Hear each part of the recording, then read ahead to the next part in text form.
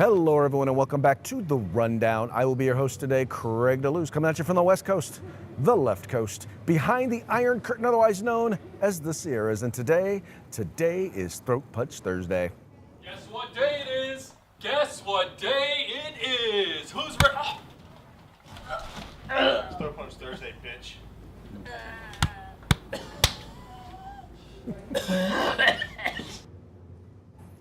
That's right, folks. It's Throat Punch Thursday, and we are here at NRA Annual Meeting and Exhibits 2026 in Houston, Texas. Now, it's interesting because it's a little quieter here than it has been all day because everyone's kind of getting all of their stuff all set up, and I'm here, and I figured since I got my stuff set up, why don't I go ahead and make sure to do the show today? So it's going to be a little quick because I'm supposed to be out of here relatively quickly. But we're going to have a good time talking about stuff. Now, mind you, we're going to be doing the show today, or I'm doing the show today, and I'll be doing the show tomorrow from here at NRA. But if we're going to be interviewing people with 2A News, so if you want to follow those interviews, you can either go to my personal YouTube channel or Facebook page, or you can go over to 2A News. That's right, 2A News. And you can check out all of the interviews that we're going to be doing over this weekend. Going to be a lot of folks. The NRA has really gone out of their way to make sure that we have access to folks to talk about the Second Amendment, to talk about the NRA and stuff that's going on here. And we'll talk a little bit about all the fun stuff that is taking place here at the NRA. But before we do, we're going to do as we usually do, and we're going to start off with a quick shout out to our sponsors. Now we're going to start with the folks over at Hitman Industries. Hitman Industries makes rifle and pistol caliber barrels available for you to purchase at any length. Just go to hitmanindustries.net. We got the California Republican Assembly, the conscience of the Republican Party. Ronald Reagan, well, that's what Ronald Reagan called them anyway. They are the largest and fastest growing grassroots conservative organization in the state of California. Why don't you check them out today at cragop.org. And then we've got the best in concealed carry tactical holsters available on the market. You will find them at Hog Holsters. That's hogholsters.com, HAWG holsters.com. They like helping Americans wear guns. By the way, if you go there and you use the discount code The Rundown, all caps, no spaces, one word, just like it is right up there, you're going to get your Hog holster on discount today. And then finally, the place where you can find all things tactical except the gun, and that would be at uscombatgear.com. Folks, they have a huge selection of products. They have the most competitive pricing, in particular if we're talking about group sales. And they have really, really good customer service. Check them out today, uscombatgear.com. All right, getting into today's news. As I said, we're here at the NRA annual meetings. This is where it's kind of to showcase all of the work that the NRA is doing, not just legislatively, not just politically, but also in terms of training and education and helping to make the exercise of our Second Amendment rights a thing here in these United States. And here was an interview that I found. By the way, we're here in Houston. So this was an interview that they did with a local affiliate here a local Fox affiliate here in Houston. It'll give you really kind of a feel of what goes on here at NRA. In Houston this weekend, bringing gun owners, experts, and lawmakers together at the George R. Brown Convention Center. And I have NRA Executive Director John Comerford joining me now. Thanks for coming in and welcome back to H-Town. Thanks for having me. Happy to be here in Houston. Well, one of the big headlines this year is that President Trump is not going to be in attendance as he has in years past. Have you been able to talk to him and ask him why? Well, we're regularly in conversation with the White House and his staff. They're incredibly supportive of the Second Amendment and our membership, particularly here in a state like Texas, where we have hundreds of thousands of members. But he's a little busy right now, as some may see on the news with world events. And he didn't make it last year either to our event in Atlanta. So he's focused. He can't run again for president, so he's focused on working in the White House. Will there be a video message from him at all? Do you know? People have to wait and see. Okay, so there's a little teaser, I guess. All right. So as far as the NRA's message for 2026, the theme is a new day. Is that correct? Yeah, we have a whole new team at NRA. We're committed to good governance. We're committed to confidence in our firearms industry and our members, and making sure that gun owners have a voice across the country. And things are pretty good here in Texas, but we have a critically important Senate race here in this fall that we need to work on. Mm-hmm. There have been a lot of difficult headlines that you guys have had to fight regarding scandals and so forth. How are you fighting back against these headlines and getting people to want to join the NRA, given that revenue's down, right? Membership has been down. Well, look, we have President Trump in the White House, so when things are good, things are bad for us financially. That's okay. That's our job. My job is to work myself out of a job, essentially, by protecting the Second Amendment. But lawfare was waged against the NRA just like it was President Trump. We were in the courtroom next door to President Trump in New York City with the New York Attorney General. All that's behind us. We came out of that. We came out of it successful, and we're going to be stronger because of it. A huge part of the NRA's mission is education. And Yes. I don't know if a lot of people realize that, but what takeaway do you want people to take with them when you talk about education? Look, we're the nation's oldest civil rights organization. We were founded based on marksmanship. So education, training, and firearms safety is a critical component to what we do. We have more than 125,000 instructors that have trained more than 10 million firearm owners in safe gun handling. So that's our core business operation that we run, including Eddie the Eagle, which has trained more than 10 million children on what to do if they encounter a firearm, which is stop, don't touch, and tell an adult. Very good. As far as technical innovations with your convention, when it comes to the firearms and any sort of exhibit that people you think are really going to be drawn to this weekend, what would you say is going to be the highlight? Well, individuals in Houston can come down to the George R. Brown Convention Center and see the latest and greatest items in the firearms industry. It's a really low-cost event for families. Look, we know costs are going up. Affordability is a question nationwide, but it's a great event to come downtown, and with Fleet Week in town, you get to see a lot of our sailors out there who are protecting this country. So we encourage all families to come down, see the latest and greatest, and it's not just firearms, it's lots of outdoor equipment as well. Starts tomorrow, yes, right? Runs 3 days yes. at the GRB, and pricing and all that, I'm sure, is on the website. Yes, it is, at nraam.org, and you can get in for as little as $10. Okay, thank you so much, John, for stopping by Houston's Morning Show. Appreciate it. So yeah, so that was actually just this morning that he came on and did that. Interesting things, and he's the executive director. He's gonna stay out of a lot of the political stuff, but he is gonna get into some stuff. I mean, let's face it, NRA right now is dealing with challenges, right? We realize that there's the fact that there was lawfare against them, that the Letitia James literally went after them. And sadly, they gave her some stuff to go after. There were a lot of people who were involved and engaged with the NRA at senior levels who were using the work of the NRA in order to enrich themselves. And really, here's the thing: I got none problem with people making money. I don't. In particular, I have no problem with them getting paid for what they do.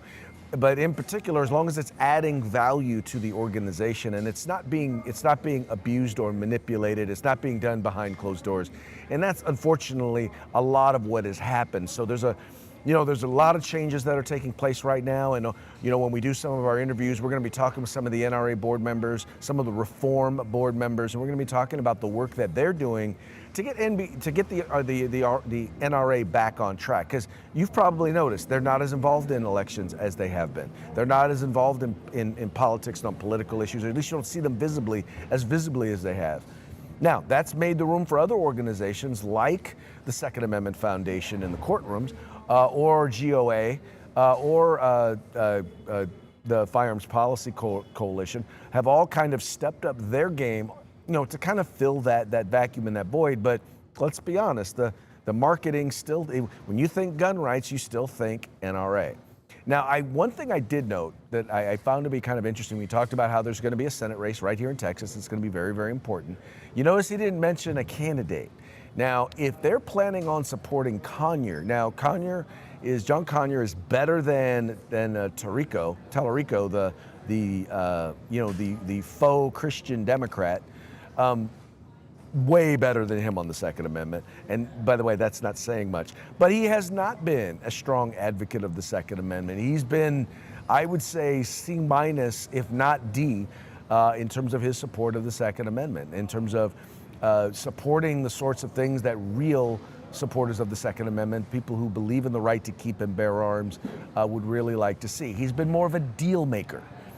So anyway, I thought it was interesting that he mentioned it, but he didn't mention where exactly they were going to wind up. I think what they're hoping that Paxton wins, because if Paxton wins, I think we have, regardless, I think Paxton is going to beat Tallarico here in Texas. But even with that, I think, I think it depends on which way you want to go. If you want someone who's more established and probably is going to raise more money and probably have a better chance at crossover independent voters, that's probably Conyers, but you're also going to have to accept the fact that he's not really pro-Second Amendment. He's not really an advocate of the Second Amendment. If you go with Paxton, you have someone who's much more solid on the Second Amendment, but who comes with baggage and is going to have a hard time getting a crossover vote.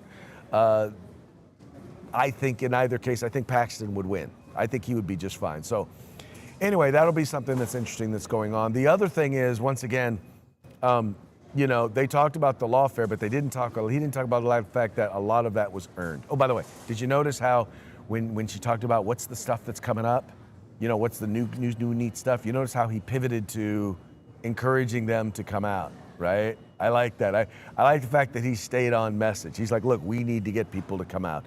And trust me, folks, if you are here and you are in Houston, it is definitely worth coming out. It is to see all the stuff. And the thing I like about this versus SHOT is SHOT, you get to see the new stuff, but you can't buy anything.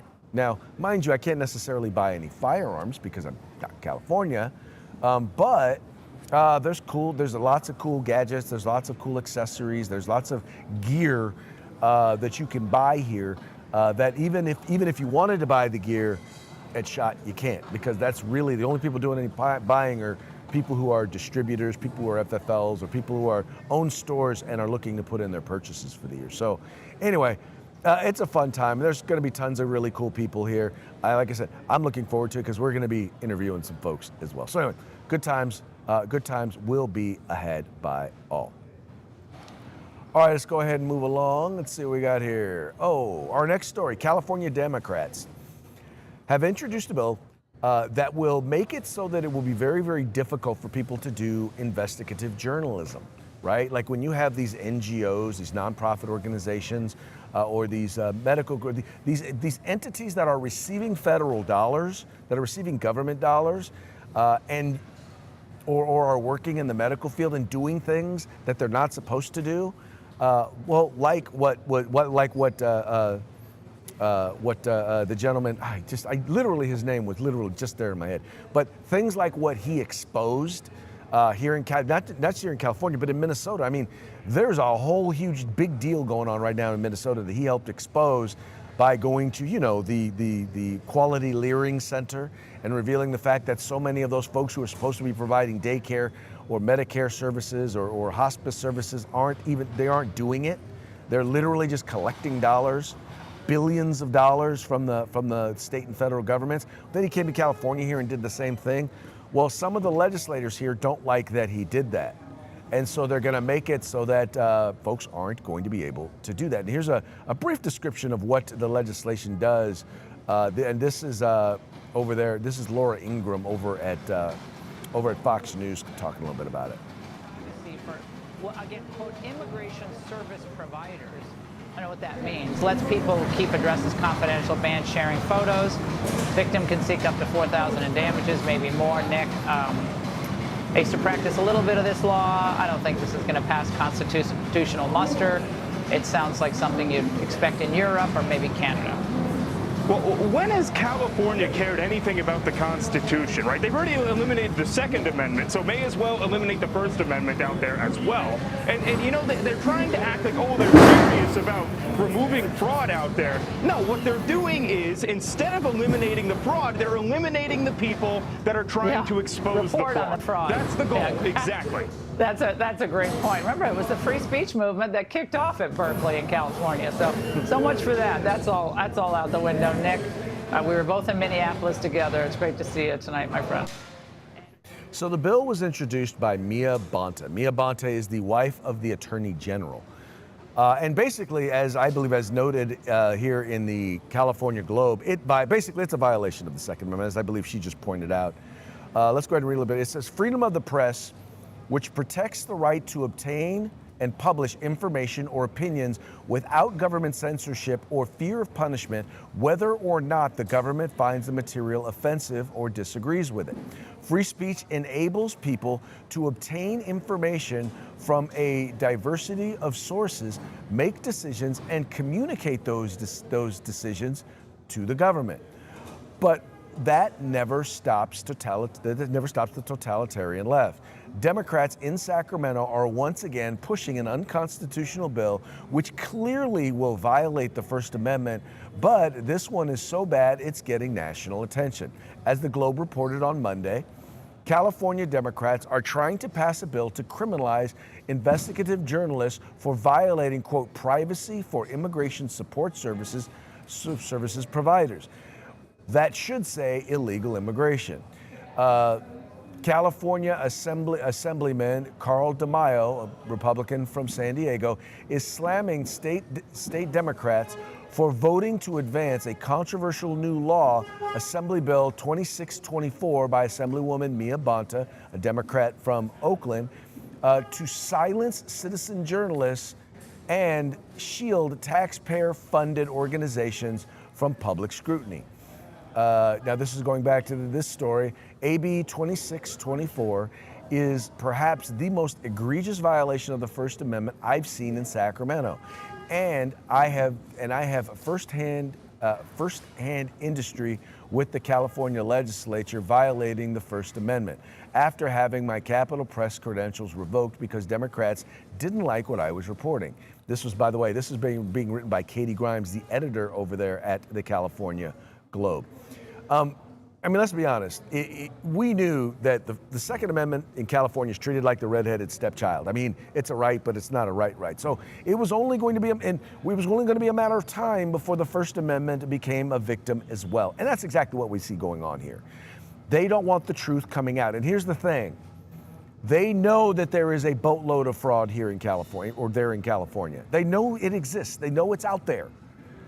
They know that this guy basically discovered just the camel's nose under the tent.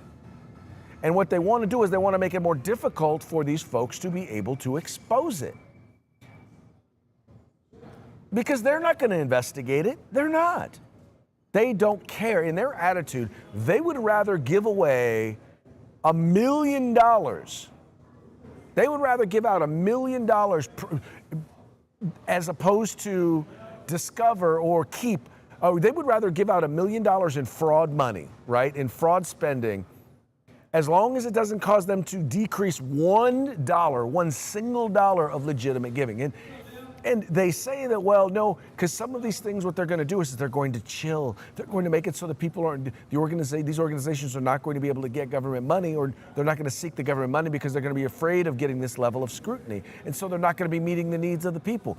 Well, when we're finding out that billions of dollars are being wasted, I mean, so far what's been uncovered is hundreds of millions, and that's with little to no effort.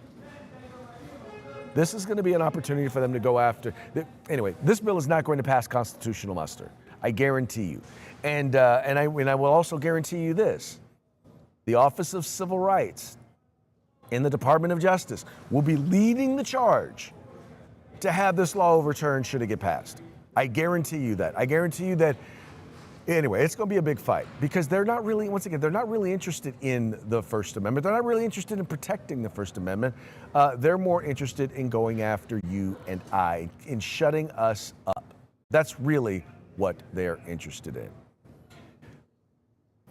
Well, justice, I mean, if we know that justice really is not what they're concerned about, then why would they be interested in justice in our public schools? Well, guess what? They're not. So one of the things we learned that has become a thing in public schools, and I know this because I am a school board member, so I've dealt with a lot of this stuff, but there's this thing called restorative justice, right? And the problem with quote unquote restorative justice is that it's not really justice, right? It's about basically what restorative justice does is it takes both the victim and the victimizer and puts them on the same level playing field. And what it does is it tells bullies that, well, you know, you can really pretty much, if you bully somebody, if you harm somebody, if you beat somebody up, you don't really have to face any real consequences. You just have to look them in the face and appear to be sorry, and that'll be enough. Anyway, so this is a story over at the Washington Free Beacon, and the reason why they include the term moderate is because people keep talking about how moderate Spanberger is or was, but I haven't seen her do a moderate thing since she's gotten in. All she's done is radical left. All she's passed is radical leftist stuff. All she's done is promoted trans ideology. All she's done is work to increase taxes and fees. All she's worked to do is to limit your fundamental right to keep and bear arms. That's all she has done. That's all she has supported. Anyway, it says here, moderate governor Abigail Spanberg signs bill forcing Virginia schools to consider restorative disciplinary practices before suspending students. It says here, moderate Virginia Governor Spanberger signed a bill into law from her Democratic colleagues in the state legislature that forbids state public schools from suspending or expelling a student until they consider restorative disciplinary practices like peer mediation or restorative circle.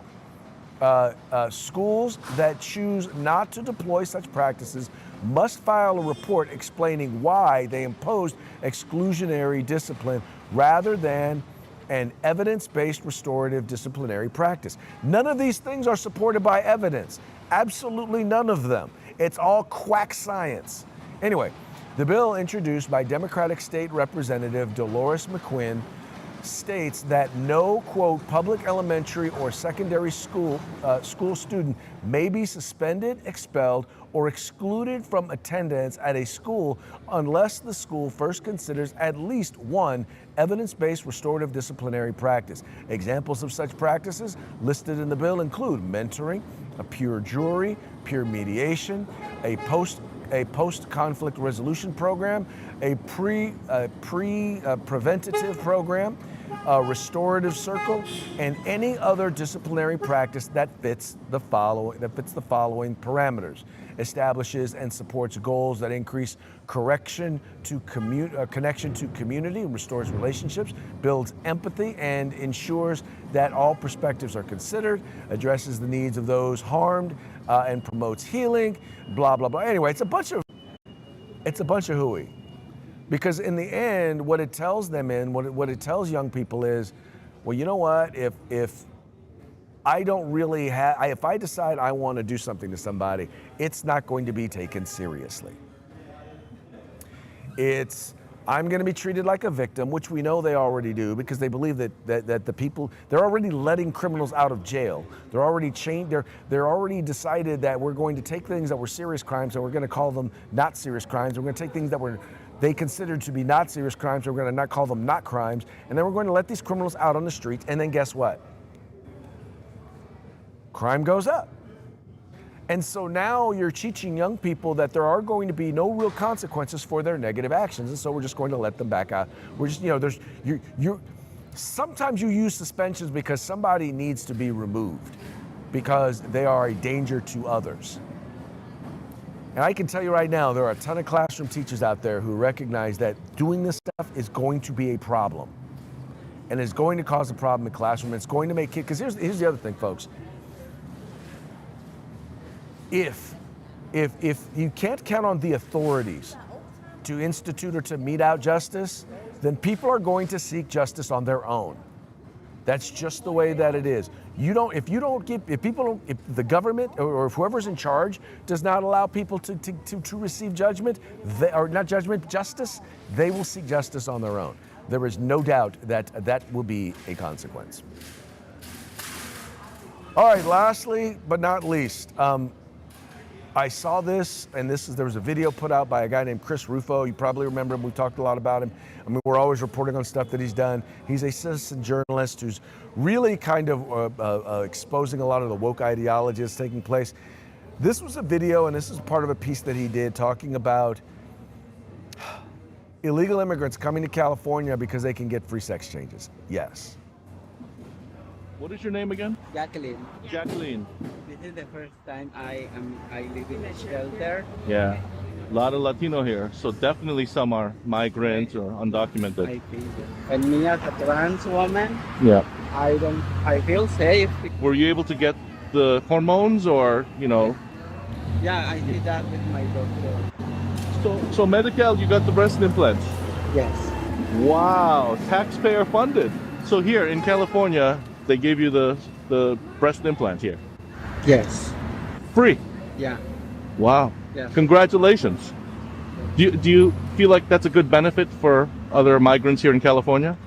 Yeah, even though you're undocumented, you can get it. Did you do bottom too? Bottom surgery? I'm waiting for that one. Wow, you're waiting for bottom surgery. Okay. Are you happy with the results? Yes. Of course, because they got what they wanted and they got it for free. Of course. So this is the piece once again by Chris Ruffo and John Cho over at the New York or California Post. It says here, illegal aliens cross the border seeking free sex changes in California. Word has apparently traveled down the continent to the transgender communities in Mexico, Honduras, and elsewhere. If you make it all the way to California, the government will pay for your shelter, hormones, and surgeries, no questions asked. Last month, we received a report from a whistleblower who claimed that illegal aliens are staying in San Francisco's homeless shelters. Following up on the tip, we visited numerous publicly funded shelters in San Francisco and spoke to employees and residents about their policies and sometimes through a translator.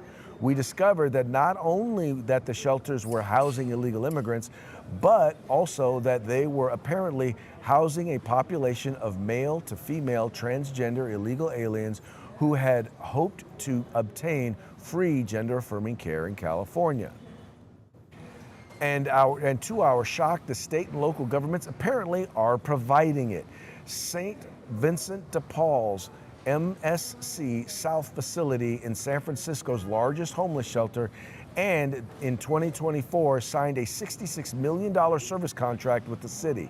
After we arrived at the front entrance, an employee wearing a do-rag and a light green polo shirt showed us around and confirmed that illegal aliens are living there.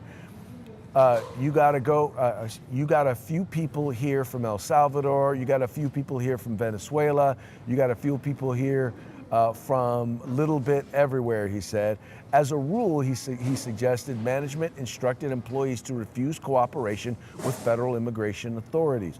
When the ICE thing was going around, we all had a meeting and they told us we ain't letting them in. Among the shelter's residents was a group of Hondurans who identified as transgender. During our visit to MSC South, whose executive director did not respond to a request for comment, we spoke to two Honduran men, Laika and Alondra, who identified as transgender women. Both indicated that the local government gave them shelter and food. Anyway, I'm not going to read. You guys can read the rest of this story once again over there at the New York Post. But I want you to understand something. These are all, like, when we talk about state funding, when we talk about local funding, these are all cities. I mean, every state in Sacramento, in California, every Democrat-run state, every state that would provide these, city that would provide these services, they're all running deficits. Meaning they can't afford what they are providing, what they're supposed to be providing to their citizens. And yet they're providing free sex changes and hormones, because once you start taking the hormones, you got to stay on them. Sex changes and hormones and surgeries for illegal immigrants.